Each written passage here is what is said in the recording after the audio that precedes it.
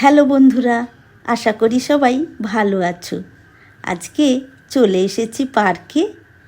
এইমাত্র পার্ক খুলেছে, তাই ফাঁকা ফাঁকা মনে হচ্ছে।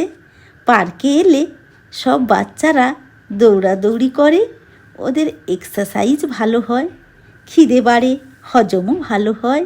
এখানে এসে প্রচুর এক্সাইটেড হয়ে যায়। লুকোচুরি খেলছে, বদমাশি করছে, সমানে দৌড়াচ্ছে, হাত ধরতে দেবে না সে, দোলনা চড়ছে, কি করে না করে ভেবে পাচ্ছে না। এখন সব পার্কে ফুল ফুটেছে, পার্কগুলো সুন্দর সেজে উঠেছে। প্রতিদিন বিকেল হলে বাচ্চাদের খেলাধুলোর ধুম পড়ে যায়। এখানে ওরা সবাই ওদের বন্ধুদের খুঁজে পায়, আর ওদের ছোট্ট ছোট্ট বদমাইশিগুলো ফুটে ওঠে, যেন মনে হচ্ছে পাকা ড্রাইভার হয়ে গিয়েছে। গাড়িতে হাত দিতে দেবে না, দিদিকেও এগোতে দেবে না সে, সামনে সামনে যাবে, ওর পেছনে দৌড়ে দৌড়ে আমারও এক্সারসাইজ হয়ে যায়। প্রায় প্রতিদিন সে পার্কে আসে, তার ছোট্ট বল আর কার নিয়ে আসে, সবাইকে খেলতে দেবে সে।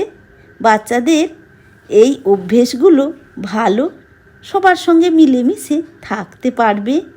বাচ্চাদের কত রকম বদমাইশি দেখতে হয় শুধু। এবার সে স্লিপে চড়বে, দাদা দিদিরা যা করবে সে তাই করতে যাবে। এখন হাতিবেড়িয়া পার্কে এসেছি, মোমোকেও নিয়ে এসেছি, কারণ একটা ব্র্যান্ডের মডেলিংয়ের জন্য ফটোশ্যুট করতে। এই জামাটা পরে মোমোকে বেশ কিউট লেগেছে। কোকো বাইরে বেরোতে একটু ভয় পায়, তাই নিয়ে আসি না। মোমো শুধু টবের মধ্যে ঢুকে যাচ্ছে, আর এই বদমাসটা শুধু তাকে ডিস্টার্ব করছে। মোমো বেড়াতে খুব ভালোবাসে, আর বদমাসটা তার লিস ধরে তাকে ঘোরাচ্ছে, ছাড়বে না একদম।